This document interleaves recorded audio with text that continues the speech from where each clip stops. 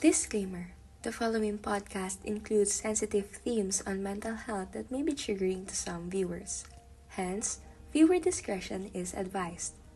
Proceed only if you are comfortable with hearing discussions about sensitive topics.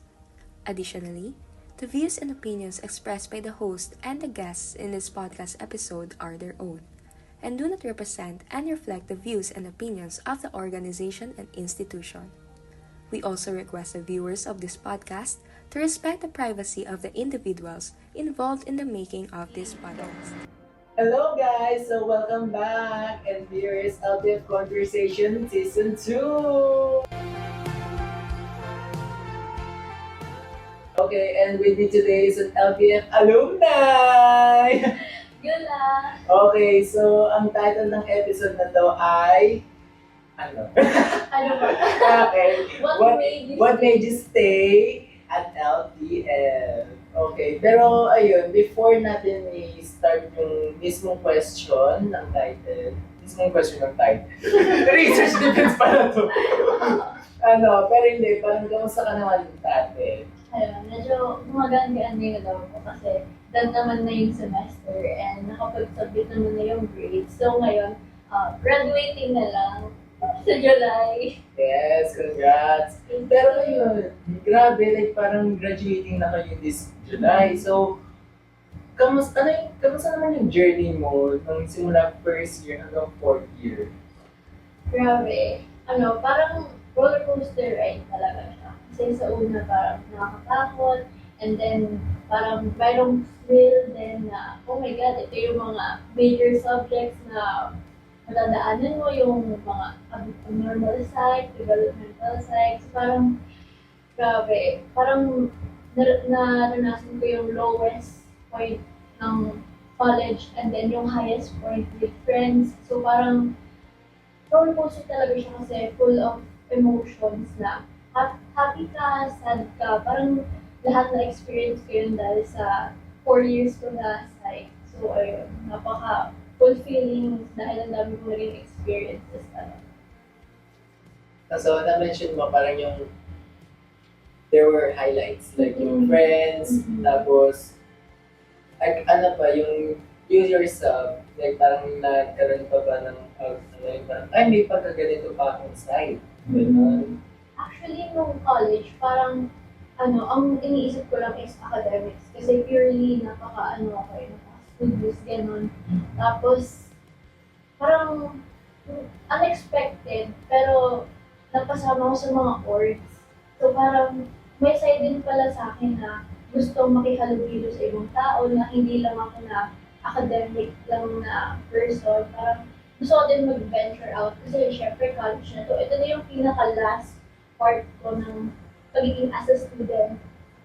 Just in case na hindi ako mag-masters, gano'n. Parang ito na yung time ko talaga na mag-shine through with other people. So parang may part din pala sa akin na gusto kong maging assertive and communicative when it comes to people. So, ayun. So, like parang yung, you said, or gusto mo talaga din. Basta, Pero unexpected talaga siya as in kasi one time nangyari yun. Nung kunyari, di ba since as a first year, so parang introduction pa lang ng school, sa Lasal, tapos parang ini-introduce din yung mga orgs. Tapos sabi ko sa sarili ko, parang wala naman nag-speak to sa akin ng mga org dito. Sabi ko, okay, sige, mag-academic na lang muna ako. So nasa school book ako, nasa portal ako. And then nakita ko yun sa timeline, yung post ng LTF. So, during that time, sabi ko, ano yung LTF? Tapos nung tinignan ko siya, parang organization focuses, nag-focus sa mental health. Sabi ko parang, uy, interesting kasi napaka-psych. Tapos nung tinignan ko yung mga committee, tapos ayun nga, may logistic, vertical, tapos merong content creators. Parang sabi ko, parang medyo nag-align siya sa gusto ko sa arts. So, parang sabi ko, possible to. Possible. Parang, wait, mag-join ba ako? Ay, hindi, mag-focus tayo sa academics. Pero parang, a part of me wants to, parang, join talaga. So, ayun, nag-register ako and everything. Tapos, di ko namalayan na parang may notification na mag-interview, parang in-interview ako and all. Tapos, ayun, nakapasok ako, which is, uy, first time org, tapos, wow, parang at that moment, na-realize ko din na, parang okay, kasi mental health eh. So, nag-a-align siya sa interest ko din. So, ayun, yun yung parang isa din unexpected na nangyari sa akin sa college life, which is yung pagiging member ng LPF. Wow, first one. Oo! Same tayo. Uy! Pero ako hindi ko talaga ako hindi ko intention. Same like you, akats din ako noon. Accounting year ako kayo. Kasi ko kami. Kailangan itutok ako dito. Kaya nakilala ko si Miss Nick, interview. Uy, record ka ba si Narina? Alam. Pero siya pala advisor. So yun, parang ano ko din. Sumama ka LPM, di ba? Sige. Ngayon, eto ending, nandito pa rin, di ba? Yes, nandito pa rin. And hindi ko naman, from time to time, hindi ko na nire-regret. Pero ito kasi talaga yung hindi ko nire-regret. Dahil parang, wow, kung siguro hindi ako in-interview ni Miss Mitch. Siguro parang, hindi ko alam ha. Parang sa akin kami, naisip ko nun pinaka-counting lang ba ako para makilala ko yung LP, si Miss Mitch at yung LP. Parang it was meant to. Oo, kasi wala na ako sa Wala na ako sa accounting. Isang sem lang, bigla ng psychology at nakilala ko din kayo. Kasi kayo din natin Rosel. So, ayun. Parang, grabe yung magic talaga. Oo. Pero, syempre sa'yo yung moment na to. Pero ayun nga, yung sa LPF journey mo, gusto naman. At kasi, guys, awarded yan ng year-end LPF Loyalty Award. Grabe. Kaya mag-exist kung hindi ka naggawa ng gano'n. So, thank you din dahil doon. Nagulang ako, hindi ka mag-exist. Ako loyal? Ay, hindi. Gamit yung award. So, hindi ako loyal. Ay! Hindi, pero ayun, yung loyalty award na, syempre kasi na-deserve na nito. Tsaka year. Buti nga pumuntin ka. Oo nga eh. Syempre naman, yun yung first org, grabe. Hindi kasi OJT season yun. Oo. Buti natapos. Ayun. Pero, yun, siya nga pala ay loyalty award. So, kamusta ang journey mo simula first year to 4th years? Napakasaya. Kasi kaya ako nag-stay sa LPS talaga. Kasi nag-a-align siya sa belief sa mental health. So, hindi naman ako mag-stay kung hindi ko nakikita yung values na pinapakita ko kung ayun, since sa LPF mental health, gusto ko din maging advocate ng mental health. Siyempre, parang it's a match. So, hindi naman ako mag-let go kung hindi ko nakikita yung sarili ko doon. So, that is the reason why I stayed at LPF. Kasi nagka-align talaga siya sa gusto ko in life. And yung pinaka-interest ko in psychology, in the first place, bakit ako naging psychology student is kasi parang napaka-interested ako sa mental health. So, yun talaga yung pinaka-core, yung pinaka-reason bakit ako nag-stay. Kasi nag-a-align talaga siya. So, ayun, sa LPF, parang napaka-eventful from first year pa lang kasi parang napaka-welcoming ng LPF when it comes to their first years. Kasi kahit na baguhan ka lang, parang pinaparamdam sa'yo na belong ka dito, siya, safe space para sa mga students din na nahihirapan. So, syempre, students lang naman tayo and baguhan pa. At as a first year kasi, nag-a-adjust ka pala na if new university. So, yung LPF, naging din talaga siya. Learning and safe space para sa akin. Kasi marami pa akong hindi alam. And since part ako ng creatives committee dun sa editing committee dati, yun yung tawag editing. Parang ginaid din ako ng mga senior members dun na parang hindi naman ako nag-start ng magaganda yung edits ko. Kasi part ako ng pag-create ng mga pub-mats. And hindi naman laging sobrang ganda yung mga gawa ko. Nag-start ako na parang medyo hindi ganun kaganda yung color palette, gano'n. Medyo hindi hindi pa ganun ka-align yung font sa isa't isa. So parang nag-guide din ako na LPS sa part na yun, na napaka, careful and considerate nila sa aming mga first year members na nangangailangan pa ng guidance. So, parang na-feel belong din ako kasi pati yung executive members kasi parang gusto ko nilang gawing a part of their events na parang pati mo ikaw yung mag-isip ng ideas for icebreaker or games dito sa event na to. So parang na-experience ko yun na bigla na nag-message sa akin na executive board. Tapos parang, okay po, sige po, parang since may inaasahan na sa'yo, kailangan ko din sila bigyan ng output. So parang dahil doon, parang, oh my God, I feel beloved. Kasi parang sinasama nila ako sa mga event organizing kahit na sobrang late ng mga task ko. Parang, okay, na-recognize din nila. Tapos, ayun, umabot sa point na sa mismong event, pati yung president, parang shinout out ako niya, si Ate L dati. Tapos pandemic pa nun, so online. So, parang grabe yung effort na nagpapa-event pa sila sa online. So, parang ayun na, thank you, yun lang nga yung mga like na parang, The online validation, ko. diba? Parang, ayun din, isa din sa reason bakit nag-stay ako. Kasi yung mga members din dito, mababait, compassionate. Parang alam mong nasa same page kayo sa mental health. So, you will meet like-minded people talaga dito na talagang parang focus din sila sa mental health ng ibang tao. Ayun.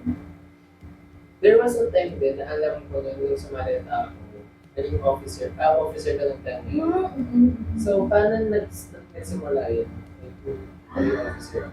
Yung una kasi, since ayun nga, parang I feel appreciated sa mga guidance ng mga members. So parang sabi ko, what if I took it to another step? Parang level up tayo. Pero syempre parang minor role lang din. Huwag natin biglain. Kasi syempre, parang since officer, may position ka and ako, parang hindi naman kasi more on leadership. Parang medyo hindi ako ganun na tao. So parang minor role lang naman.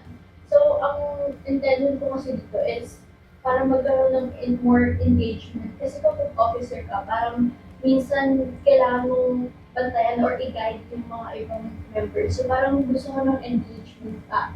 And at the same time, creative input para magkaroon pa ako ng parang idea and mag-voice out yung ideas na yun. Na parang, ito po yung naisip ko, what if ganito, ganyan. So parang, mas nagkaroon din ako ng creative control in a way dahil sa pagiging officer. Pero, parang above all, ang intention ko lang dun is para sa self-growth ko din as a person na type yung pinili, pero ang passion is on the art side. So parang gano'n. Like, second year kayo nag-initiate ng officer. Tapos, hindi na kayo tumuloy ng third year. Oo. Kasi yun na yung parang sabi ko, ang busy na natin Kaya na natin seryosohin itong pag-aaral natin. Kasi ayun, so parang, mga main, wala na kaming minor subjects. So parang major subjects na talaga. Kailangan mo na mag-lock in. Parang, huwag ka mo na mag-org. Hindi natin kakayain siyang i-balance. Kailangan mo na talaga i-focus yung studies. Grabe. Pero was there a point na parang gusto mo na umalis? Like sa 4 years na yun, like yung first year pa or second year, third year or Never. never? Oo. Kasi may mga conversations ako with friends na org din, na may org, mga BS org kagaya ako. Kali sinasabi nila, siguro sa 4th year, magdilib ako ng org na to, ganyan. Sabi ko, bakit? Napaka-busy ba tayo pag OJT na gano'n? Sabi nila, parang buong araw kasi tayo, ganyan. Parang nakakwento nila din na sa seniors natin, yung ibang may position, lilib na din sa org kasi sobrang busy na daw pag OJT. Sabi ko, ano ba? siya. Kasi ganun din yung pag-iisip ng ibang mga friends ko. Pero nung mismong nag-fourth year na ako, parang yung kung mag-let go, parang ang iniisip ko kasi nung first year ako is hanggang fourth year na tong org nito. Kasi ayun nga, nag-a-align siya sa akin. And then ito yung parang first org ko. So parang ayun, ayoko siyang let go. And nung fourth year nga, habang OJT ako, wala, hindi ako na-strain ng org. Actually, parang yun nga yung naging sa mga stress reliever ko. If kunyari, masyado akong natotoxic sa OJT, parang siguro yung mga pinapagawang pub maps, yun yung parang nagiging way ko to the stress. So, parang sabi ko, okay lang naman, kaya lang naman tayo mag-org kahit may OJT. Pero syempre, depende din yan sa tao. Pero for me talaga, okay lang siya as in. Parang, buti na lang talaga, hindi ako nakinig sa ibang tao na kapag fourth year ka na, huwag ka na mag-org kasi mag-take ka ng time mo, ganyan. Pero sa akin, for me, parang hindi talaga. Never ako nag-consider. To be transparent din kasi yung time ko lang.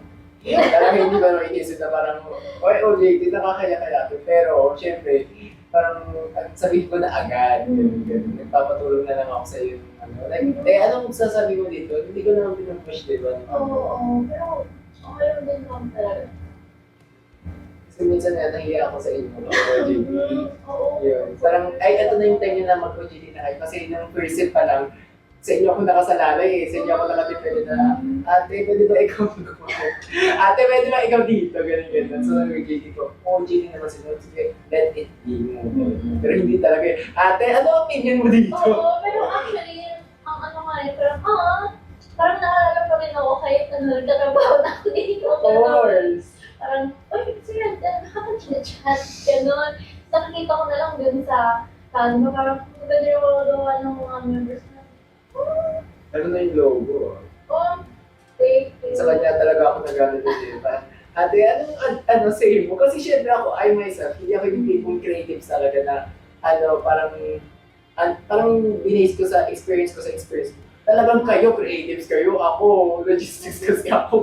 Kaya parang, I can say na parang gusto ko, pero syempre, I'm not much of a creative type. I'm just the part na, okay siya sa akin, pero baka, guys, kayo creatives, ano say nyo din, ha? Yun na ikaw, parang, talagang nahihinga ako. Ate, ano sa tingin mo? Ano na yung logo? Talagang, ano yung masasabi mo dyan? Ano yung pwedeng i-adjust? Kasi sa akin baka, pwede na siya sa akin pero baka kayo meron. Kasi dahil kayo kayo yung creatives ng LPF na kaya nagbibigay ng ano. Kung ako yung magde-decide ng fund, kailangan ko approve ng mismong creatives.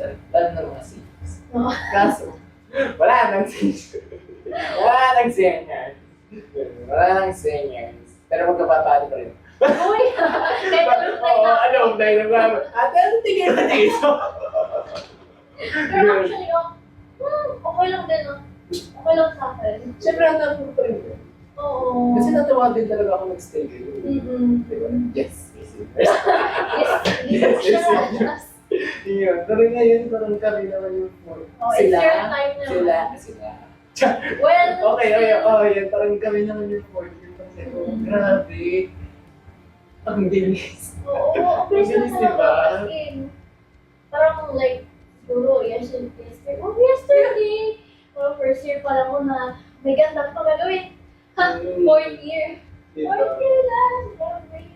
Pero eto, to sum it all up, what can you say about your experience sa LP? Like one word to describe it. Hirap naman ang pag-one word. Paano ba kung one word sa LPF? Siguro growth. Growth as a person talaga. Kasi yun yung first time na nag-speak up ako tungkol sa sarili ko. Lalo na sa interview, nung i-recruit pa lang ako, parang, oh my God, first time interview sa org. Parang naalala ko, nag-prepare pa talaga ako na ito yung strength ko, ito yung weaknesses ko, ito yung schedule ko sa class. Parang, prepare ko talaga siya. And siguro, unconsciously, nag-apply ng psych concept. Parang unconsciously subconsciously, alam ko na sa sarili ko na ito na yung org na gusto ko. Parang from the effort alone, parang, ito na eh. In-effortan ko na yung ano pa lang pag-recruit sa akin, what more kapag member na ako. So parang, ayun, parang dahil din sa LPF, mas nag-grow ako na into a person na more social. Kasi syempre pag sa org, kailangan mo talagang pumuusap sa ibang tao.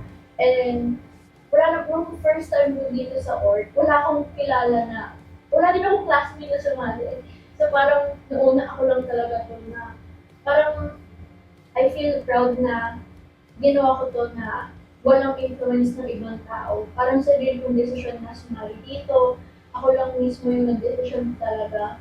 Parang, ayun, nag-grow talaga ako to a person na mas creative din. Kasi syempre, ang dami kong mga naisip na ideas na hindi ko naisip before when it comes to pag-create ng PubMat. Syempre, may mga other members din ako na nilolook up to na, magaling ng mga edits nila. So parang gusto ko din na maging inspired ko. So, ginawa ko yung mga, ano nila, parang works nila as inspiration na para mas gumanda pa yung mga naging PubMats ko. So parang, ayun, nag-grow talaga ako as a person more in social and then sa creative aspect. So, ayun. Thank you. Thank you din! So, ayun na guys. Anong masasabi niyo? Comment down below! Yes. Comment down below. Like and share. Pero before, actually, bakit yung gagawin? Hindi, we're inviting you, of course, na sumali din dito. At ayun nga, katulad ni Ate Yula, na ating LBF alumni, maybe kayo rin. Hindi man like What same if? journey, pero what if, ganun nga din yung magano nyo, like kung siya growth, kayo baka sa inyo rin. So, just in case. Ano naman? Pero sana, Yes. mag-consider kayo na sumali sa LPF kasi madami kayong matutunan when it comes to our events. Kasi syempre, mental health na yan. Events natin, yun lang yung focus. And syempre, para dito sa community natin as students na, syempre, as mga mental health professionals in the future, parang this is your, parang in a way, ito na yung learning space nyo. And magiging maganda tong venue sa inyo para mag-grow din as a person. Yes. Baka kalun nga ni Ate Yula, yan din naman nangyari sa inyo. So, sayang na. Pero yun, thank you so much, Ate Yula. Grabe. Namimiss ka na. Thank you kayo din. Grabe lang, mga memes ko na. Yes. Okay, thank you so much. Don't forget to like, share, and subscribe. Goodbye!